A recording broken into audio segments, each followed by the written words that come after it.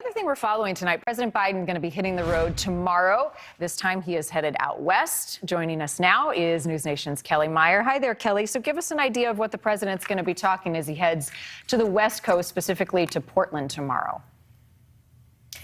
Hey guys, good evening. Well, first, we just had an additional update to his schedule tomorrow. A surprise edition. He is going to give an update on the situation on Russia and Ukraine tomorrow morning at 9:45 Eastern.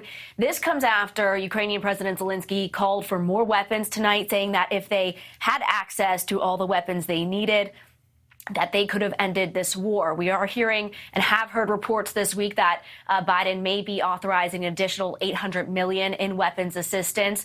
He just did this, $800 million just last week. That included some weapons that have not yet been sent to Ukraine, like the howitzer cannons.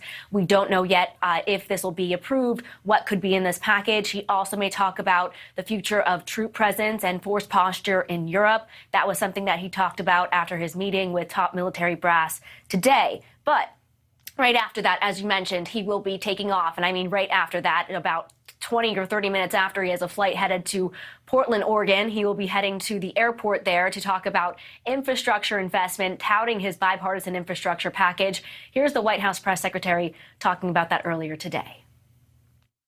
He will visit the Portland International Airport tomorrow to highlight critical investments to ensure stronger, more resilient infrastructure, such as an earthquake-resilient runway at the Portland Airport, and to help lower costs on everyday items by ensuring goods can move faster and more efficiently.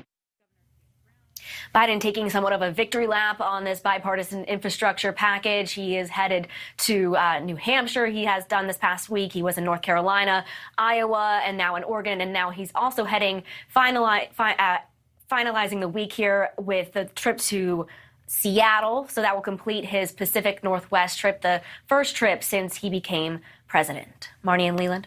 All right, Kelly Meyer, we'll be following that closely. Thank you. And let's stay on.